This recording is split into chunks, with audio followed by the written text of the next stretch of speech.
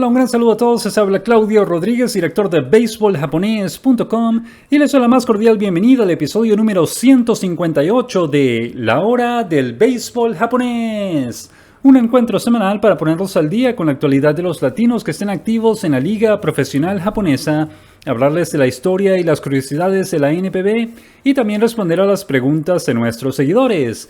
El programa de hoy, 21 de julio de 2019, está repleto de información muy interesante.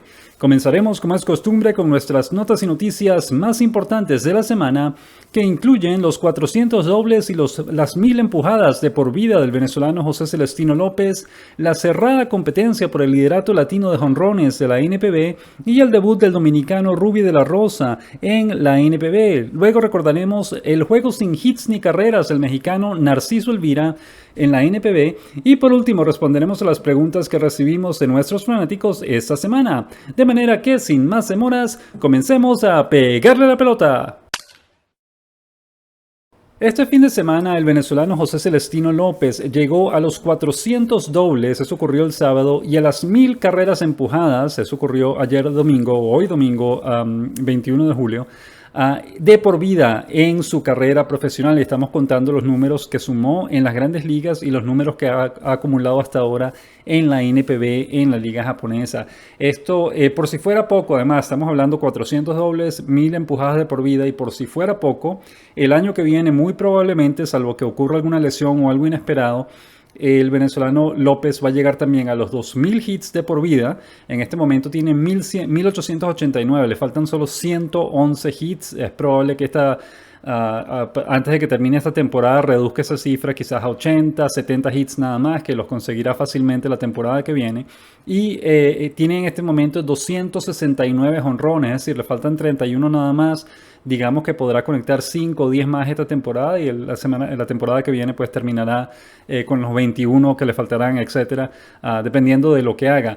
Pero repetimos, salvo alguna lesión o algún problema inesperado, muy probablemente López va a llegar a los 2000 hits y a los 300 jonrones de por vida la temporada que viene.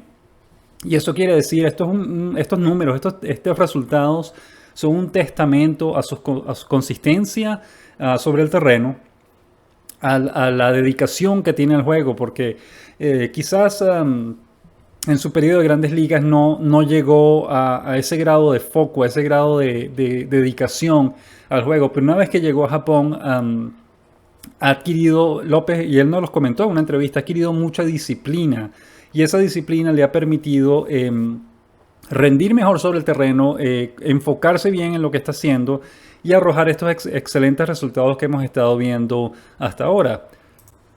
Por eso no podemos sino celebrar estos excelentes números, esta gran carrera que ha tenido, profesional que ha tenido López entre las grandes ligas, el tiempo que estuvo en las grandes ligas y las 7 temporadas que ya lleva en Japón. Además, recuerden, tiene 4 guantes de oro, 3 de ellos consecutivos, tiene el récord, completó la temporada pasada, la terminó completa sin cometer errores. Eso es un récord para la NPB, para un primera base en la NPB. También tiene la racha de jugadas consecutivas sin cometer errores en la primera base más larga en la historia de la NPB. Son 1632 jugadas sin cometer errores. Ganó un título de carreras empujadas en el año 2017.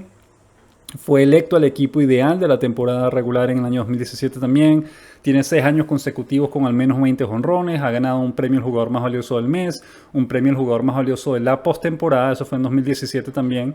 Y tiene 3 apariciones en la Serie de las Estrellas, más una aparición en el Juego de las Estrellas en las Grandes Ligas. Así que estamos hablando de, repetimos, una carrera muy, muy sólida, muy consistente y de un jugador de excelente calidad. Obviamente no estamos hablando de alguien del calibre de Albert Pujols o un jugador de ese tipo, así que vaya a entrar al Salón de la Fama, pero sin duda alguna es una carrera muy exitosa.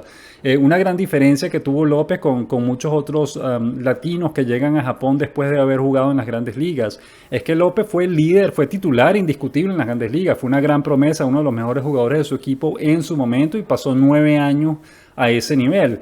Hay muchos jugadores que llegan a Japón luego de 5, 6, incluso 7 temporadas en las grandes ligas, pero nunca como titulares. Son 7 temporadas en las que van subiendo y bajando, tienen números más o menos decentes, pero nada realmente espectacular porque nunca tuvieron la oportunidad de ser titulares indiscutibles. López sí lo fue, López fue titular indiscutible con los Marineros de Seattle, tuvo varias buenas temporadas con ese equipo, ya cuando su rendimiento empezó a bajar, cambió de equipo 2 o 3 veces hasta que finalmente decidió tomar la oportunidad de venirse a Japón, pero estando en Grandes Ligas, él fue un jugador de calidad, un jugador titular, de manera que tuvo una carrera exitosa a ese nivel y desde que llegó a Japón ha tenido una carrera muy exitosa en el béisbol japonés, de manera que no podemos, repetimos, sino felicitarlo por esta gran carrera que ha tenido hasta ahora y que todavía le quedan unos buenos años, tendrá quizás 3, 4 años más por delante. López en este momento tiene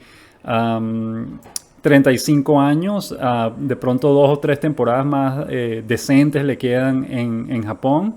Y suponemos que una vez que las cumpla, pues ya se retirará del béisbol. Pero mientras tanto está rindiendo muy bien. Tiene una carrera, es titular indiscutible y es extremadamente querido en el equipo de Yokohama, en el equipo de las Estrellas de Dena, donde se encuentra en este momento. Los fanáticos lo adoran. Él no es el capitán del equipo porque las reglas no lo permiten. El capitán del equipo debe ser un jugador japonés, pero si las reglas no lo impidieran, el manager Alex Ramírez, que también es venezolano, nos ha dicho en varias ocasiones, si se pudiera, López sería el capitán del equipo de las Estrellas de Dena.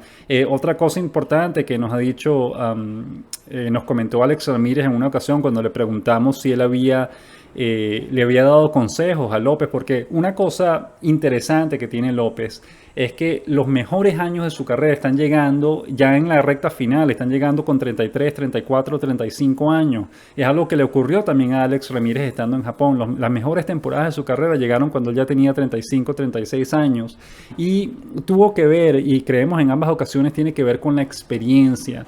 No solo se han estado preparando bien, se han mantenido en buenas condiciones físicas, se han mantenido sanos, sin ningún tipo de lesión grave que los saque por un año completo, por ejemplo, de los terrenos de juego, sino que se han dedicado ambos a estudiar el juego, a estudiarlo detalladamente, a aprender, saber qué esperar, anticipar bien los lanzamientos y las reacciones de los lanzadores para poder mantenerse produciendo muy bien desde el plato. Y en el caso de López también muy bien a la defensiva, porque repetimos, tiene 4 guantes de oro en 7 temporadas que lleva en Japón, y esta temporada podría ganar otro, de manera que podríamos estar hablando de 5 guantes de oro en 7 temporadas completas. Es un récord increíble.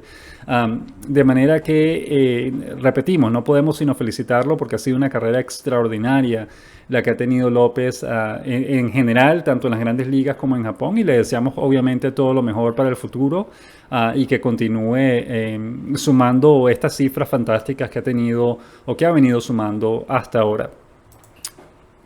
La otra cosa que queríamos mencionar es lo caliente que continúa la competencia por el liderato latino de jonrones de la NPB, y esto ha sido ya prácticamente desde el mes de mayo, que hemos tenido 5 latinos, cada uno compitiendo por tener la mayor cantidad de jonrones esta temporada, y en este momento la carrera está como lo mencionamos a continuación. El puertorriqueño Neftalí Soto tiene 26 jonrones, está liderando a los latinos en este momento. Le sigue su compañero de equipo, el venezolano José Celestino López, que tiene 22. El dominicano Xavier Batista tiene 21. Y los cubanos Yurisbel Gracial y Alfredo Despaine tienen 20 jonrones cada uno. Si continúan como están todos y todos están produciendo bien, están en buena forma física, es posible que los 5 lleguen a los 30 jonrones a finales de año, y eso sería algo increíble porque tenemos que revisar los números, pero muy probablemente sería la primera vez que 5 latinos superen los 30 jonrones en la NPB. Tenemos que chequear eso, pero es muy posible que eso sea un nuevo récord. No sabemos si van a llegar a esa cifra o no, obviamente todavía queda camino por recorrer, pero existe la posibilidad y sería algo increíble que vamos a celebrar por todo lo alto una vez que ocurra. Ya incluso compartimos una encuesta en Twitter y también en Facebook preguntando cuántos de ellos creen ustedes que van a llegar a los 30 jonrones. ¿Será uno, serán dos, tres, cuatro o todos ellos? ¿Los 5 completos llegaron a los 30 jonrones esta temporada? Pues no lo sabemos, pero repetimos, existe la posibilidad de que lo hagan y sería fantástico si ocurriese. Lo vamos a estar, repetimos, celebrando por todo lo alto cuando llegue ese momento. Otra cosa también que queremos destacar de esta semana es que tenemos varios latinos metidos entre los 5 mejores de sus respectivas categorías en sus distintas ligas en la NPB. Ninguno de ellos es líder absoluto, como sí ya lo tuvimos en el pasado. Recuerden, hace unas semanas tuvimos 3 latinos que eran líderes de sus respectivas categorías. En hold points, el Joely Rodríguez, el dominicano, era el líder de esa categoría en la Liga Central. El dominicano Rafael Dolis era el líder de salvados de la Liga Central. Y también tuvimos otro líder que se nos escapa en este momento, pero tuvimos 3 líderes en un momento. En este momento no hay ningún latino que sea líder de sus respectivas categorías, pero sí tenemos varios, y eso es lo que queremos resaltar. Varios de ellos se han metido entre los 5 mejores de sus respectivas categorías en la NPB, y los queremos mencionar porque realmente hay que destacar el gran trabajo que han estado haciendo todos ellos esta temporada. Por ejemplo, en el departamento de jonrones de la Liga Central hay 3 latinos en este momento entre los 5 mejores. El puertorriqueño Neftalí Soto es segundo con 26, el venezolano José Celestino López es tercero con 22 y el dominicano Xavier Batista es quinto con 21 jonrones. Es decir, 3 latinos están entre los 5 mejores jonroneros de la Liga Central en este momento. En la Liga del Pacífico, el cubano Yuribel Gracial es quinto en jonrones, igualado con su compatriota Alfredo Espaine. Ambos tienen 20 jonrones en la Liga del Pacífico. En lo que respecta al departamento de carreras empujadas en la Liga Central, tenemos a 2 latinos entre los primeros 4. El puertorriqueño Neftalí Soto es tercero con 62 empujadas y el venezolano José Celestino López es cuarto con 60 empujadas. De manera que 2 latinos entre los primeros 4 de esa categoría en la Liga Central. También en la Liga Central el cubano Dayan Vicedo está cuarto en hits con 99 y está séptimo en promedio con 304. También en la Liga Central el dominicano Rafael Dolis está segundo en salvados con 19 y el dominicano Joely Rodríguez es segundo en holds points. Eso es partidos aguantados, pero los puntos, recuerden, eso ya lo explicamos en un programa anterior. Los hold points es la suma de los holds, de los partidos aguantados, más las victorias en relevo que han tenido esos relevistas intermedios. Es decir, cada uno vale un punto. Una victoria en relevo y un partido aguantado, cada uno vale un punto. Y todos esos puntos se suman. Y el que tenga más a finales de temporada, pues ese es coronado como el mejor relevista intermedio de la liga. En este caso, Joely Rodríguez tiene 26 hold points y es segundo. El venezolano Edwin Escobar es tercero con 25 y el dominicano Jerónimo François es quinto con 21. Todos estos en la Liga Central. De manera que estamos hablando de 1, 2, 3, 4, 5, 6, 7, 8, 9 latinos en total que están metidos entre los 5 primeros o incluso los 4 primeros de sus respectivas categorías en las distintas ligas, en las 2 ligas de la NPB. Y es un momento, esto es algo que hay que celebrar porque repetimos, todos están teniendo al mismo tiempo un gran éxito en la liga japonesa y esto hay que celebrarlo. Ese es precisamente nuestro trabajo, resaltar los buenos resultados, el buen rendimiento que están teniendo los jugadores latinos en la NPB, y en este caso estamos hablando de 9 jugadores que están destacando, que están siendo protagonistas y que están entre los 5 mejores de sus respectivas categorías en sus respectivas ligas. Hablemos también de otra buena noticia que tuvimos esta semana y fue el debut del dominicano Ruby de la Rosa con los Gigantes de Yomiuri. Debutó el 15 de julio, el lunes 15 de julio, y lanzó un 0. Permitió 3 hits, pero no permitió carreras, de manera que terminó retirando la entrada sin permitir anotaciones y su efectividad inicial quedó en 0. De la Rosa se convirtió en el latino número 267 y en el dominicano número 127 en jugar en la máxima categoría de la NPB. de manera que felicidades para él. Yomiuri, recuerden, anunció su contratación el 22 de junio. Los términos del contrato no fueron anunciados en ese momento, pero lo más probable es que sea un contrato por lo que resta de esta temporada. Hasta el momento le ha ido bien, ya tienen como 5 apariciones, solamente ha permitido carreras en una de ellas y tiene una efectividad de 3.68 o algo así. De manera que hasta ahora va bien, esperemos a ver qué tanto puede seguir jugando de aquí al resto de la temporada, porque ese es uno de los problemas de los Gigantes de Yomiuri. Tienen demasiados extranjeros en su nómina y obviamente eso reduce la posibilidad de que ellos puedan mantenerse jugando todo el año con el equipo mayor. De manera que, de cualquier forma, felicidades a De La Rosa por debutar en la NPB y a ver qué tal le va de aquí al resto de la temporada, a ver si se abre la oportunidad pues de que regrese y pueda continuar jugando en la NPB el año que viene con el mismo equipo o con cualquier otro equipo japonés.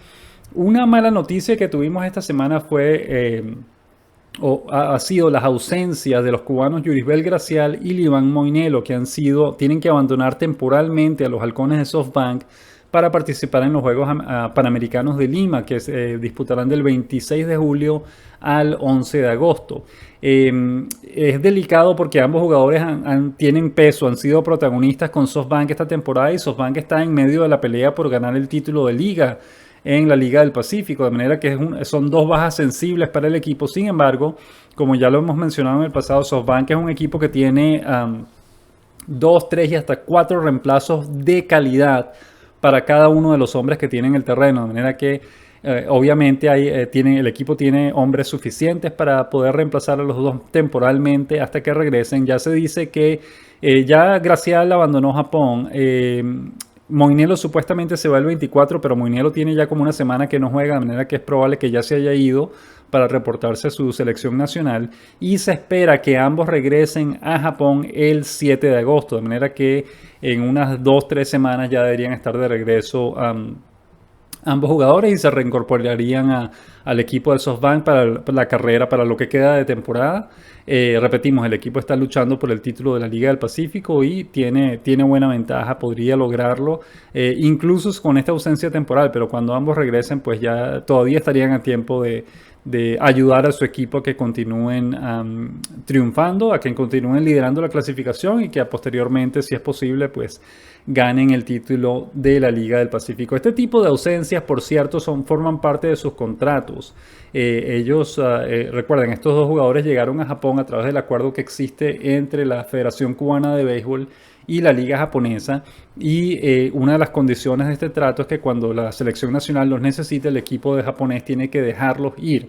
Ahora nos preguntamos qué habrá pasado con Alfredo Despaine, porque Alfredo Despaine tiene la misma cláusula y no sabemos si es una cosa que el equipo de SoftBank dijo, ok, mira, yo te doy a Graciela Moinelo, pero no a Despaine, yo me quedo con Despaine, o fue simplemente una cosa de la selección nacional cubana que decidieron no llamar a Despaine y solamente llamar a Gracial y a Moinelo. No lo sabemos, pero lo cierto es que Despaine se queda. Y no leímos nada, por cierto, de Oscar Luis Colás, el muchacho que está en el equipo menor todavía de los Halcones de SoftBank. Él no ha debutado en la máxima categoría de la NPB, pero es una de las grandes promesas cubanas del momento.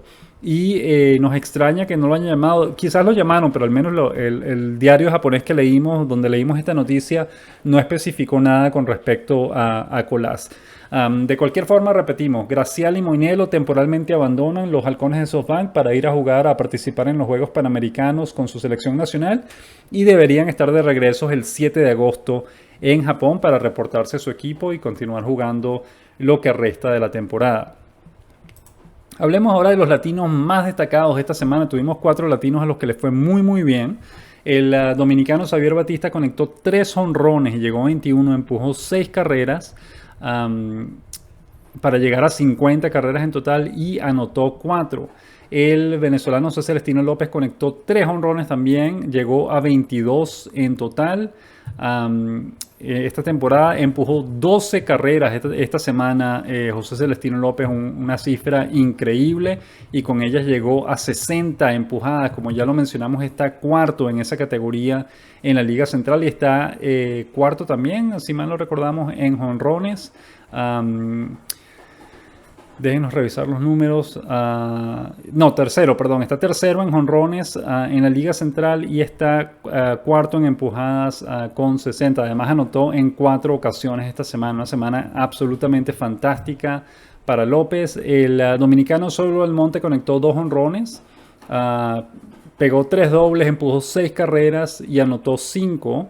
Y el puertorriqueño Neftalí Soto conectó un jonrón para llegar a 26, es segundo en esa categoría en la Liga Central.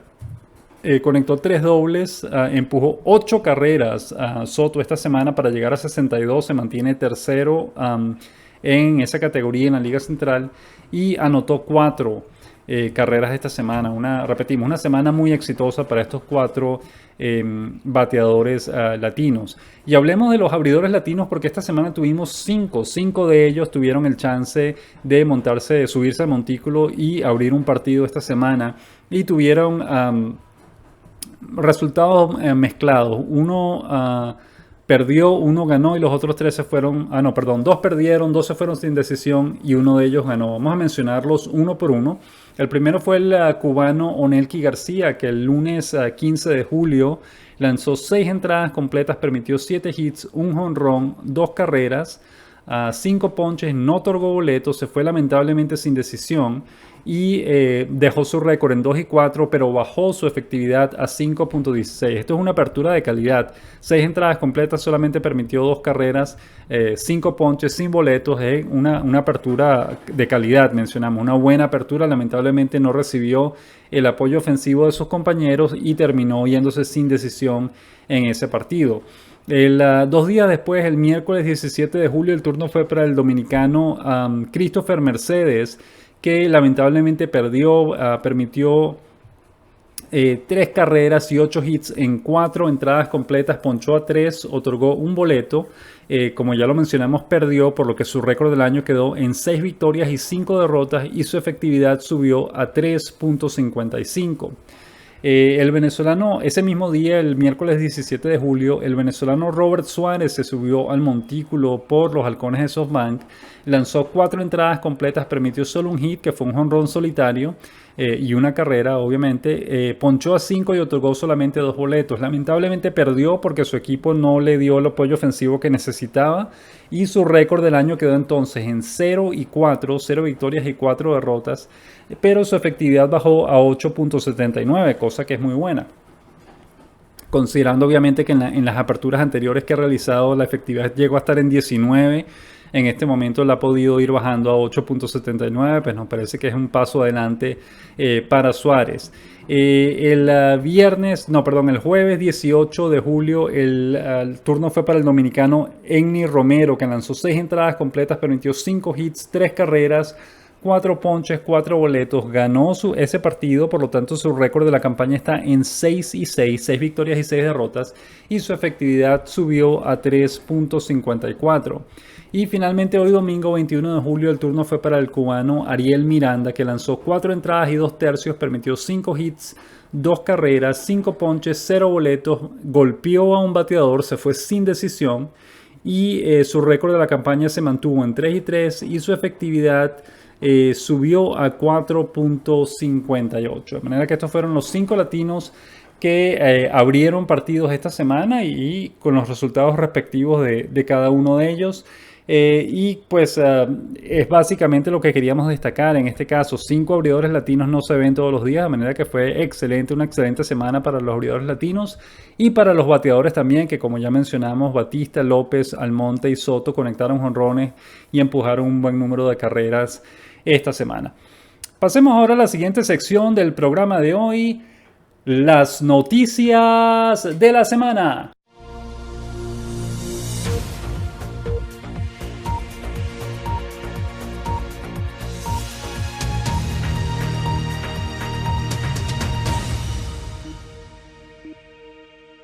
Nuestra semana comenzó el lunes 15 de julio con nuestra columna El Bate del Samurái, en la que hablamos en la que colocamos en perspectiva las asistencias de la NPB comparada con las grandes ligas. De eso vamos a hablarlo un poquito más adelante con los comentarios que recibimos de algunos fanáticos.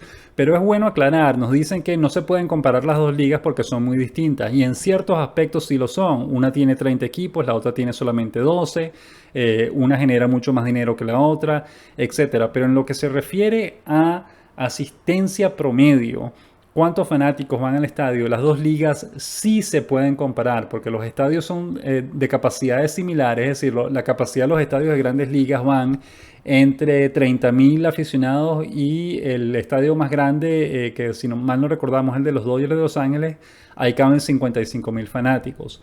En Japón, el estadio más pequeño también tiene capacidad como para 30.000 espectadores y el estadio de mayor capacidad tiene capacidad para 47.000. De manera que algunos estadios en grandes ligas son más grandes, pero el rango de la capacidad entre ellos es muy similar, son muy similares en ambas ligas, de manera que sí se puede hacer una comparación.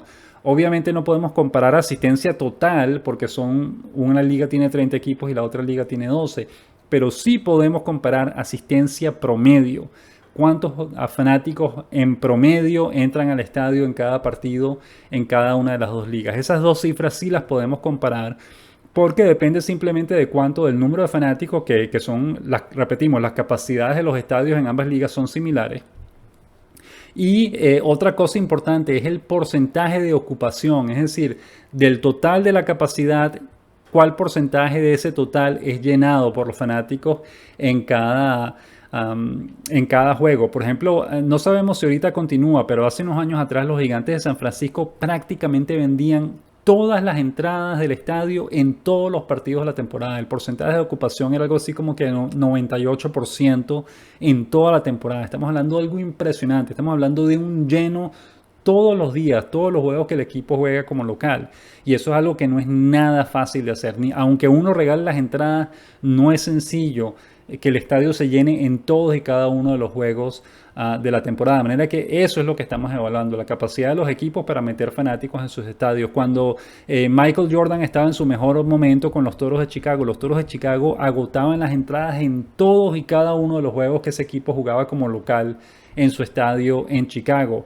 De manera que eso es lo que estamos comparando, el promedio, la asistencia promedio, no la asistencia total, sino la asistencia promedio, cuántos fanáticos entran al estadio por juego. Y eso es algo que, por ejemplo, la Liga Mexicana, la Liga Surcoreana, la Liga de Taiwán, todas esas ligas se pueden comparar porque los estadios son de capacidades similares. Bueno, en México algunos estadios son más pequeños, tienen capacidades apenas de 15.000, 18.000 espectadores. Pero, repetimos, el porcentaje de ocupación es un dato interesante de analizar. Y siempre y cuando los estadios tengan capacidades similares, que lleguen a 30.000 espectadores, digamos, los estadios en Venezuela casi todos llegan a están entre 20 y 30.000 espectadores en capacidad.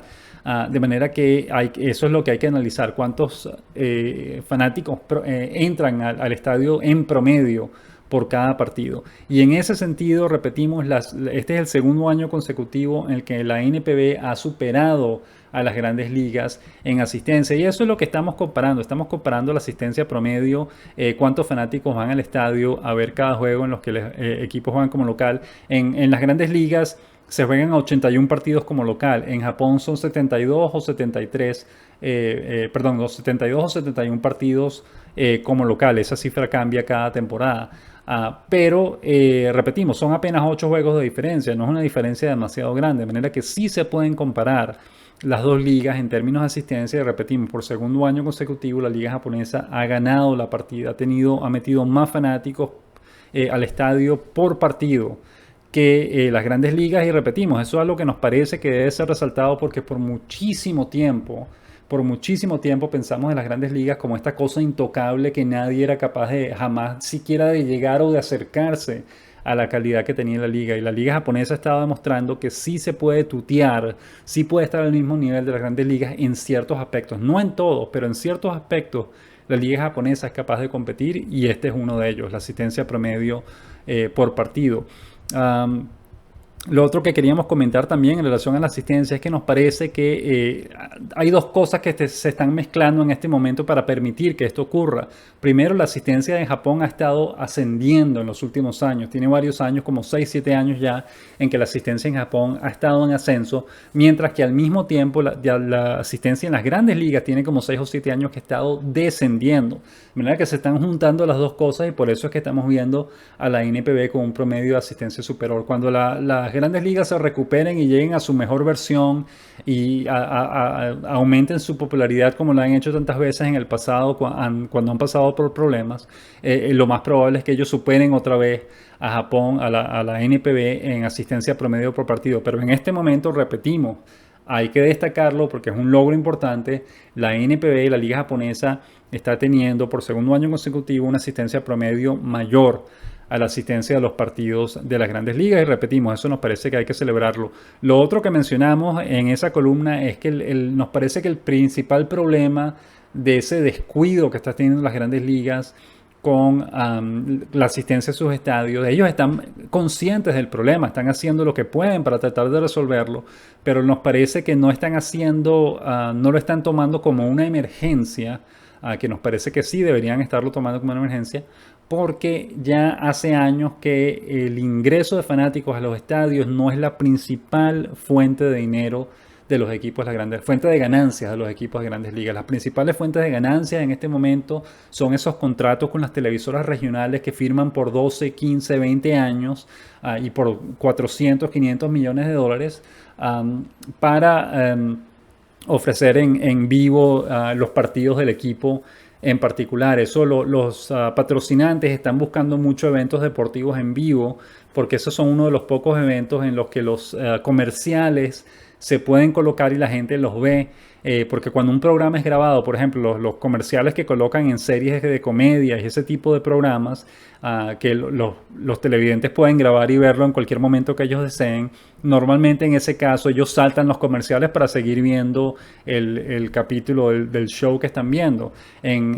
Cuando un partido deportivo, un evento deportivo es en vivo, pues no pueden estar saltando los comerciales, tienen que verlos.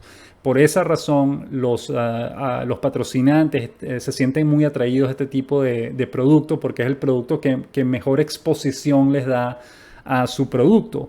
De manera que, como en este momento la principal fuente de ingreso, de ganancias de las grandes ligas viene de las televisoras regionales y no de los fanáticos que van al estadio, desde nuestro punto de vista, esa es la principal razón por la que las grandes ligas han estado descuidando la asistencia, no le han estado prestando tanta atención porque sus mayores ingresos ya no vienen de esa fuente, vienen de las televisoras regionales. Si algún día eso cambia, las televisoras regionales dejan de invertir en eventos deportivos, etcétera, entonces sí veremos a las grandes ligas ponerse a correr para ver una manera de llenar los estadios otra vez. Pero hasta que eso ocurra, y lo hemos explicado en varias ocasiones en el pasado, las grandes ligas es un organismo que se basa única y exclusivamente en el dinero. A ellos no les importa nada más, no les importa su imagen, no les importa hacer lo que es correcto, lo que es bueno, lo que es justo para los jugadores, para los equipos, etcétera. A ellos lo que les interesa es hacer cualquier cosa que vaya a producir dinero. Si no produce dinero, no es importante para ellos. Y en este caso, como la asistencia ya cayó en segundo plano en términos de producción de ganancias, pues no le están prestando tanta atención. Esa es nuestra opinión al respecto. Ustedes obviamente pueden diferir si así lo creen, pero desde nuestro punto de vista ese es el principal problema, esa es la principal causa del descenso en la asistencia a los estadios de grandes ligas en los últimos años. El lunes 15 de julio tuvimos jornada, el dominicano Zoilo Almonte conectó un jonrón, su tercero de la temporada y empujó 2 carreras. El cubano Jan Vicedo se fue de 4-4 con 2 empujadas ese día. El cubano Raidel Martínez salvó su séptimo partido de la temporada para los Dragones de Chunichi. El también cubano Nelky García se fue sin decisión, lanzó 6 entradas y permitió 2 carreras nada más. El puertorriqueño Neftalí Soto empujó 2 carreras, el mexicano Cristian Villanueva remolcó 1. El dominicano Ruby de la Rosa, debutó con un 0, como ya lo mencionamos. Y el dominicano Joely Rodríguez ganó en relevo. Una jornada muy de muchas cosas, muchas noticias, muchos buenos resultados para los jugadores latinos ese lunes 15 de julio. Al día siguiente, el martes 16 de julio, el puertorriqueño Neftalí Soto conectó su jonrón número 26 del año y empujó 2 carreras. El venezolano José Celestino López remolcó una carrera. El dominicano Xavier Batista conectó su jonrón número 19 del año y empujó 2 carreras. El cubano Yurisbel Gracial conectó su jonrón número 20 del año y empujó una carrera. Y el dominicano Zoilo Almonte y el cubano Dayan Viciado remolcaron una carrera cada uno en el juego de los Dragones de Chunichi. Ambos son compañeros de equipo. El miércoles 17 de julio, el venezolano José Celestino López conectó su jonrón número 20 del año, empujó 2 carreras. Joely Rodríguez sumó su primera victoria de la temporada, que fue en relevo. El dominicano Christopher Mercedes perdió su quinto juego de la temporada. Permitió 3 carreras en 4 entradas completas. El venezolano Robert Suárez también perdió su cuarto juego de la temporada. Lanzó 4 entradas completas y solamente permitió un jonrón solitario en esas 4 entradas. El jueves 18 de julio, el dominicano Enny Romero ganó el 6º partido del año, lanzó 6 entradas completas y permitió 3 carreras. El dominicano Zoilo Almonte se fue de 4-4 con una empujada y el puertorriqueño Neftali Soto remolcó 2 carreras ese día. Ese fue el único partido del día, el partido entre Chunichi y las Estrellas de Dena en el estadio de Yokohama. El viernes 19 de julio, el venezolano José Celestino López conectó su jonrón número 21 del año y remolcó 3 carreras. De hecho, ese partido lo ganaron las Estrellas de Dena 3-1, si mal no recordamos, de la manera que las 3 carreras fueron remolcadas por López para darle la victoria a su equipo. El dominicano Zoilo Almonte remolcó una carrera. El también dominicano Steven Moya remolcó una carrera en el partido de los Búfalos de Orix. Y el dominicano Jerónimo Franzo salvó su tercer juego de la temporada. El sábado 20 de julio, el dominicano Xavier Batista conectó 2 jonrones y empujó 4 carreras en total. Fueron 2 jonrones de 2 carreras cada uno. Y esas 4 carreras le dieron la victoria al equipo de Hiroshima, que derrotó a los Gigantes de Yomiuri 4 carreras a 3 o 4 carreras a 2. No recordamos 4 carreras a 2. Si mal no recordamos, fue el marcador final. Y las 4 carreras fueron empujadas por el dominicano Xavier Batista. El también dominicano Jerónimo Franzo salvó ese partido para Hiroshima, fue su cuarto salvado de la temporada. El dominicano Zoilo Almonte conectó su cuarto jonrón de la temporada y empujó 2 carreras. El puertorriqueño Neftali Soto remolcó 2 carreras, así como lo hizo su compañero de equipo, el venezolano José Celestino López. Y el dominicano Rafael Dolis ganó en relevo, fue su cuarta victoria de la temporada. También fue un sábado muy ajetreado con muchas buenas noticias para los latinos. Y hoy domingo el venezolano José Celestino López conectó su jonrón número 22 de la temporada. Fue un jonrón con las bases llenas y eso quiere decir que ya tiene 3 jonrones con las bases llenas esta temporada para López. El dominicano Steven Moya conectó un jonrón también, su segundo desde que llegó a los Búfalos de Orix a principios de este mes. También remolcó 2 carreras. El cubano Dayan Viciado remolcó una carrera. El dominicano Jeffrey Marté también remolcó una carrera. El dominicano Rafael Dolis salvó su partido número 19 de la temporada. Y el cubano Ariel Miranda se fue sin decisión en su apertura con los Halcones de SoftBank. De manera que estas fueron las noticias más importantes de esta semana. Y pasemos ahora a la siguiente sección del programa de hoy: Conociendo al béisbol japonés. Esta semana en Conociendo al Béisbol Japonés queremos hablar del juego sin hits ni carreras del mexicano Narciso Elvira. Un fanático nos hizo el favor de recordarnos esa hazaña que ocurrió el 20 de julio del año 2000, es decir, hace 19 años hasta el día de ayer, sábado 20 de julio. Y eso ocurrió entonces en el año 2000, la temporada 2000. El mexicano Narciso Elvira, que jugaba en ese momento con los Búfalos de Kintetsu, ese es el equipo que hoy conocemos como Búfalos de Orix. Elvira lanzó el primer juego sin hits ni carreras para un latino en la NPB y el único hasta ahora, porque ningún otro latino ha podido igualar esa marca, esa cifra o esa hazaña que registró Elvira en aquel momento. Fue un partido ante los Leones de Seibu en el Seibu Dome, que es lo que hoy conocemos como el MetLife Dome de Tokorozawa. Elvira ese día ponchó a 9, no permitió hits ni carreras obviamente, y otorgó 3 boletos. Enfrentó a 29 bateadores nada más ese día. Y su equipo, los Búfalos de Kintetsu, ganaron 4-0 ese partido. Esa fue la primera temporada de Elvira en la NPB. Esa temporada realizó o apareció en 27 juegos en total y de esos 27, 21 fueron aperturas. Terminó el año con récord de 6-7 con 2 blanqueos, una efectividad de 4.46 en 110 entradas y 2 tercios. No son los mejores números del mundo, pero es decir, pudo al menos completar la temporada, esa temporada en Japón, y fue invitado, le renovaron el contrato para regresar al año siguiente. Sin embargo, cuando regresó al año siguiente, en el año 2001, solamente realizó 6 aperturas durante toda la temporada. No sabemos si fue por decisión técnica, porque no estaba lanzando bien, o porque habrá sufrido algún tipo de lesión o algo por el estilo. El cuento es que solamente hizo 6 aperturas en el año 2001, dejó marca de 1-1 y una efectividad de 5.47, y después lo dejaron en libertad a finales de año y nunca más regresó al béisbol japonés. De hecho, la carrera de Elvira en Japón no fue particularmente exitosa. Realmente la gran cosa que se puede resaltar de esa carrera, de esos 2 años y medio que tuvo Elvira en el béisbol japonés, es precisamente ese juego sin hit ni carreras, que repetimos, es el único latino hasta ahora que ha podido lograr esa hazaña. Por lo que leímos, al parecer, las 2 aperturas anteriores a ese día, Elvira le había ido muy mal. Le habían hecho como 5 y 6 carreras en los 2 partidos. Tenía una efectividad que estaba como en 8.79, algo así.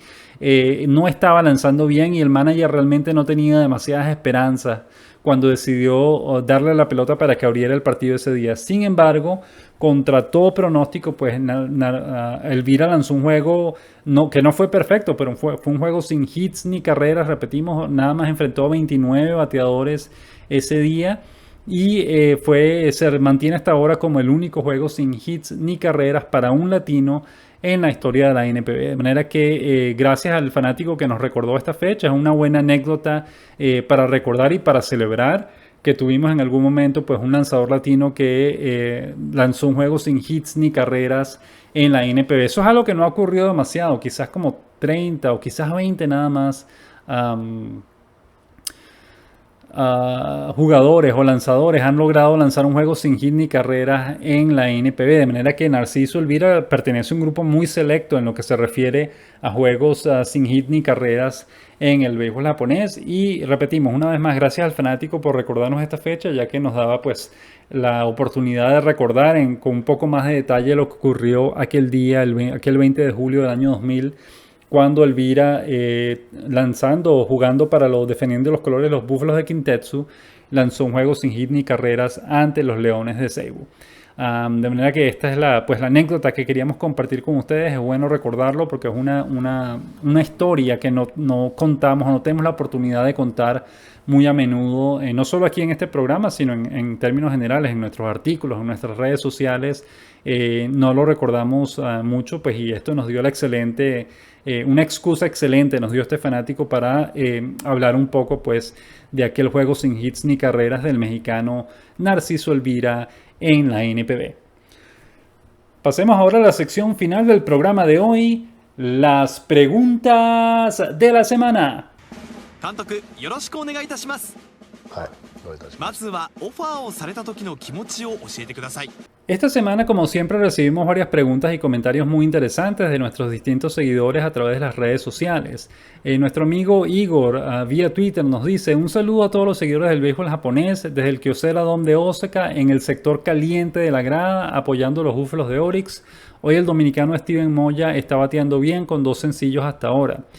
Igor es uno de nuestros seguidores habituales de la página beisboljaponés.com, está siempre presente en nuestras redes sociales, y en este caso pues tuvo la oportunidad de ver un partido de los Búfalos de Orix en vivo en el Kyocera Dome de Osaka, que es la sede del equipo. Además tomó una foto y la compartió con todos nosotros, una foto muy bonita de lo que él llama el sector caliente de la grada, que es el sector... en todos los estadios japoneses lo tienen, es el sector que está justo detrás de los jardineros, el jardinero derecho y el jardinero izquierdo, y es la sección en donde los fanáticos están cantando constantemente durante todo el partido. Ese es el sitio donde los fanáticos cantan las canciones de ánimo de los bateadores de su equipo, y por eso es que en ese lugar, en ese sector es que está ubicado Igor cuando tomó la foto y la compartió con todos nosotros. De manera que muchísimas gracias, Igor. Sin duda alguna nos da más detalles, nos permite palpar mejor el ambiente del béisbol japonés en los estadios japoneses. Luis Vargas vía Twitter, que también es otro seguidor asiduo de nuestro programa, de nuestra página beisboljaponés.com, nos dice: los lunes no pienso en el podcast que escucho. Sobre la diferencia de espectadores te puedo decir un refrán: cuando el dinero entra por la puerta, el amor salta por la ventana. Cambiamos amor por juventud y tendremos la respuesta. Impresionante los cánticos de animación en la NPB. Pues sí, el ambiente del béisbol japonés sin duda alguna es extraordinario, es muy animado, muchas canciones, excelente comida, excelente atención en los estadios japoneses, de manera que es una gran experiencia ir a ver un partido de béisbol en vivo en Japón. Luis Vargas nos envió otro comentario, dice: el equipo de Tampa Bay es un equipo que aspira al playoff en la Liga Americana y la falta de público es una tendencia generalizada en las grandes ligas, por eso quieren compartir la franquicia con Montreal. Frío en Tampa, calor en Montreal. Los Marlins han reconstruido salvajemente, por eso las gradas desiertas. Pues muchísimas gracias por el comentario, Luis. Sin duda alguna es un tema, el tema de la asistencia a las grandes ligas es bien difícil de figurar, porque no hay una fórmula, primero no hay una excusa o una razón clara por la cual los fanáticos no están asistiendo a los estadios. Pero repetimos, en nuestra opinión no se trata tanto de la falta de interés de los fanáticos, porque por otro lado los índices de audiencia de los partidos en televisión ha estado aumentando. La gente está yendo menos al estadio, está viendo más partidos por televisión que los que ven en el estadio. De manera que hay un cierto balance en ese aspecto. Pero sin duda alguna es una tendencia generalizada, todos los equipos están sufriendo de ello, pero existen casos de casos. Es decir, por ejemplo, el año pasado los Marlins de Miami tuvieron una asistencia de 800,000 fanáticos. Eso es menos de la mitad del peor equipo en Japón. El peor equipo en Japón tuvo 1.600.000. Los Marlins apenas tuvieron 800,000 fanáticos en la temporada 2018. Y ok, puede que sea cierto que el equipo esté haciendo un esfuerzo para construir una dinastía, para construir un equipo competitivo que pueda de pronto ganar un título, ya sea de liga o de la Serie Mundial, en 1 o 2 años. Pero esa estrategia de mientras uno se reconstruye, no prestarle atención en lo más mínimo a los fanáticos, no hacer nada para traerlos al estadio, no hacer nada por tratar de pelear con el equipo que tiene, eso sí nos parece que está malo, porque lo que está ocurriendo y también ha venido ocurriendo en los últimos años en las grandes ligas es que los equipos cada vez se esfuerzan menos. Algunos de ellos sí tratan de ganar, pero otros simplemente no hacen nada. Los dueños se quedan el dinero que reciben por la repartición de ganancias de las grandes ligas, simplemente los dueños se lo meten en el bolsillo y punto, no hacen nada con ese dinero, no hacen el más mínimo esfuerzo por tratar de construir un equipo competitivo que de pronto pueda llegar a la postemporada. Y eso es lo deprimente de lo que está ocurriendo en las grandes ligas, la falta de interés de ciertos equipos, no todos, pero ciertos equipos simplemente han tirado la toalla y no se esfuerzan en lo más mínimo por tratar de tener un equipo competitivo que pueda tratar de llegar a los playoffs.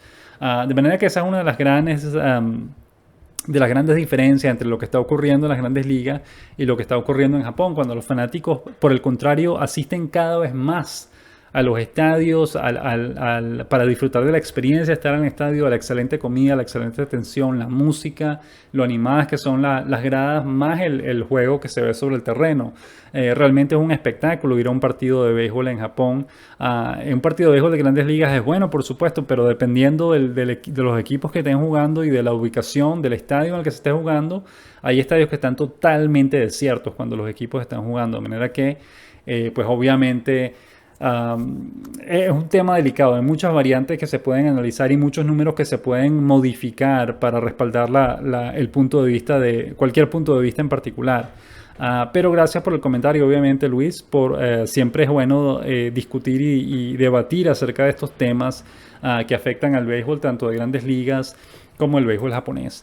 La cuenta Beerman a través de Twitter fue precisamente quien nos dice: un día como hoy, hace 19 años, un 20 de julio del año 2000, el mexicano Narciso Elvira se convirtió en el primer latino y el único hasta ahora en lanzar un juego sin hits ni carreras en el béisbol japonés, con los Búfalos de Kintetsu en el Osaka Dome, el partido quedó 4-0 a favor de Kintetsu. Muchísimas gracias por recordarnos eso, que tuvimos pues la oportunidad de mencionarlo en nuestra sección anterior, conociendo al béisbol japonés. Salvador Anaya Corrales vía Facebook dice: la asistencia promedio también hay que ver la cantidad de asientos de los estadios de allá y que juegan menos juegos que en las grandes ligas. Gracias, Salvador, por el comentario, pero como lo mencionamos anteriormente, cuando estamos hablando de asistencia promedio, las dos ligas, tanto la NPB como las grandes ligas, son comparables porque la diferencia no es mucho. La capacidad de los estadios es similar en ambas ligas y el número de juegos que se disputan en esos estadios es similar también. En una liga es 81, en la otra liga son 72. Apenas son 9 partidos de diferencia. No es una diferencia, no son 20, no son 30 juegos de diferencia, son solamente 9. De manera que son comparables las dos ligas en asistencia promedio por partido. En asistencia total, obviamente no, porque en asistencia total las grandes ligas el año pasado tuvieron 69 millones de fanáticos que fueron a los estadios. En Japón fueron 25 millones nada más, porque es que una liga tiene 30 equipos y 30 estadios. En Japón solamente hay 2 equipos y 2 estadios. Esa es la razón por la cual no se pueden comparar ambas ligas en términos de asistencia total, perdón. Pero en lo que tiene que ver con asistencia promedio, repetimos, las dos ligas sí son comparables. El número de partidos que juegan como local son similares, la capacidad de los estadios son similares también en ambas ligas, de manera que ese al menos es un renglón en el que ambas ligas sí pueden compararse. Martín Fernández vía Facebook nos dice: aún así, las grandes ligas ganan 9.5 billones o 9.500 millones de dólares cada año, mientras que la Liga de Japón solamente gana 1.000 millones de dólares cada año. Pues no hay forma de comparar esas dos ligas.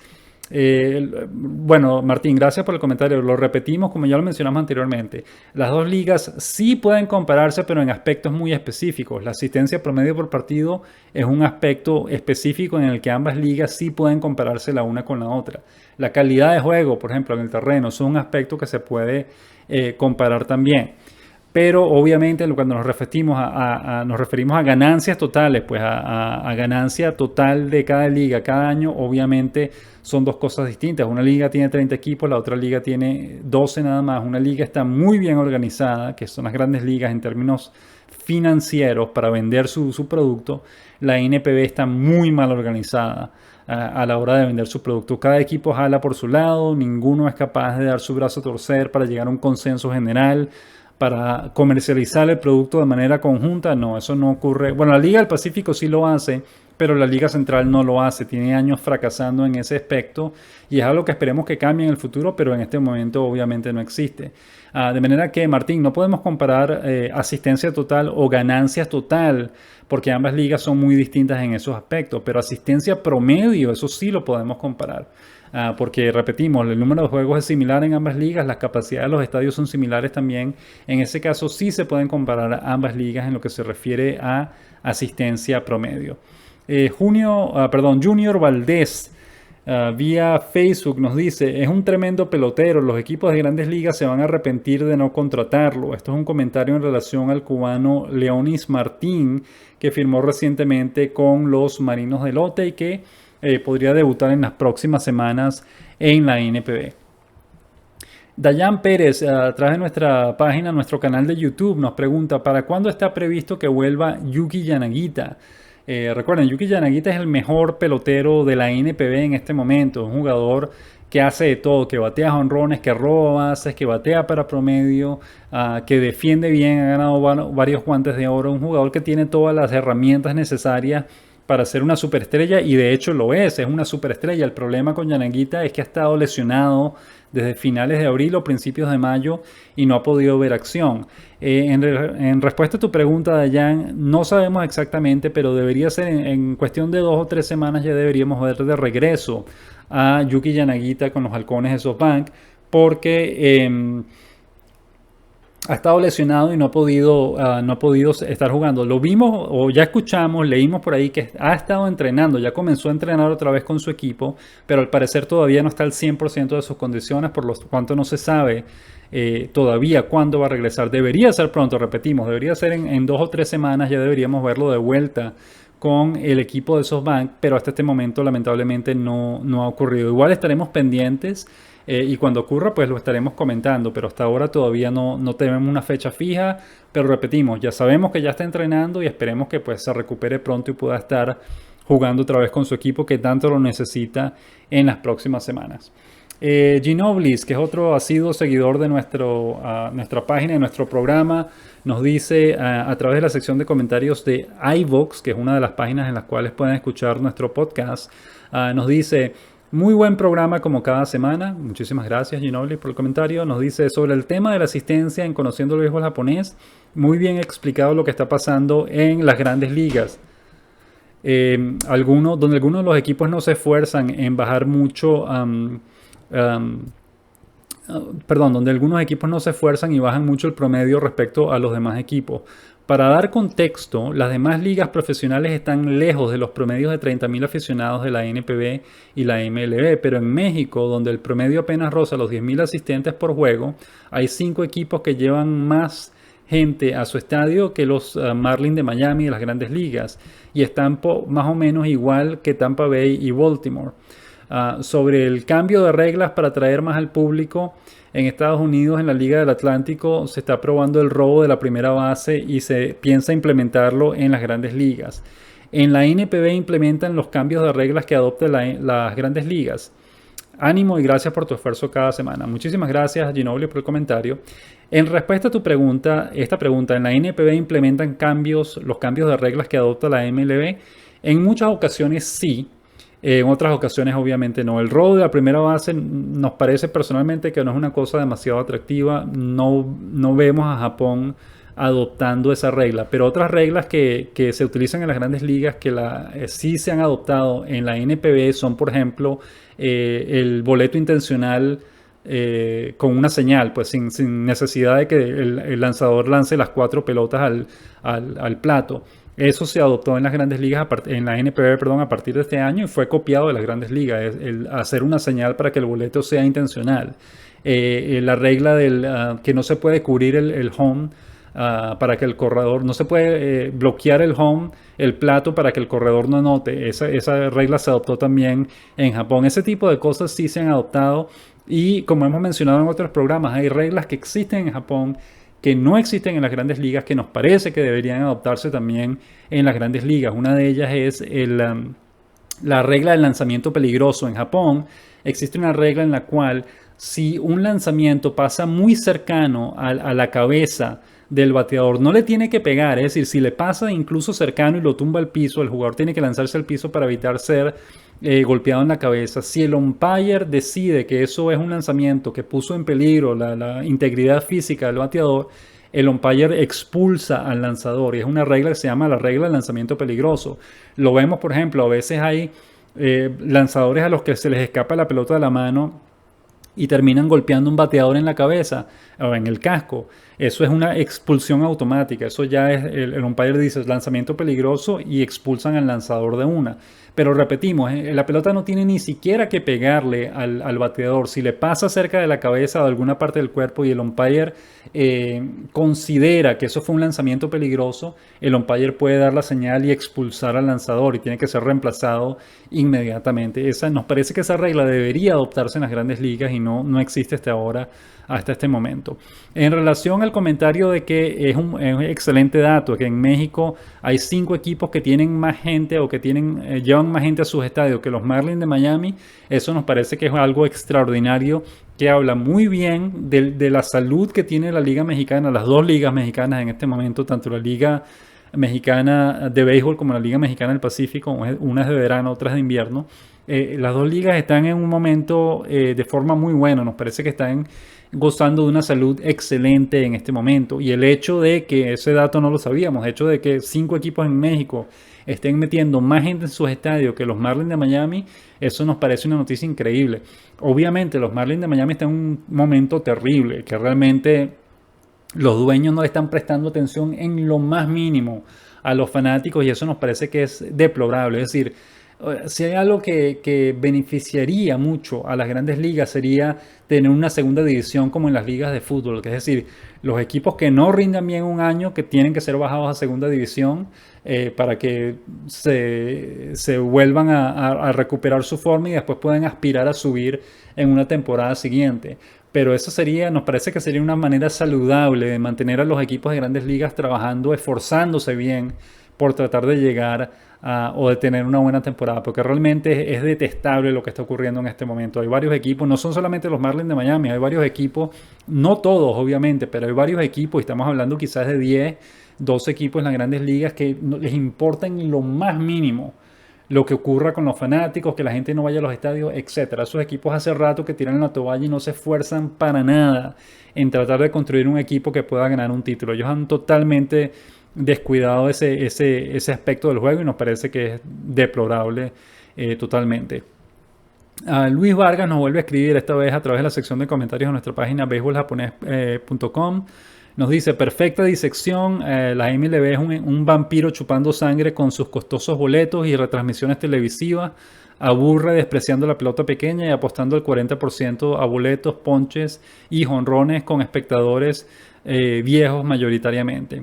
La NPB atrae a la juventud con sus asequibles entradas, propiciando cánticos y animación a las entradas, generando una sensación en la última retransmisión de la Liga del Pacífico, donde brotan las lágrimas de gozo viendo el diamante y el alegre público.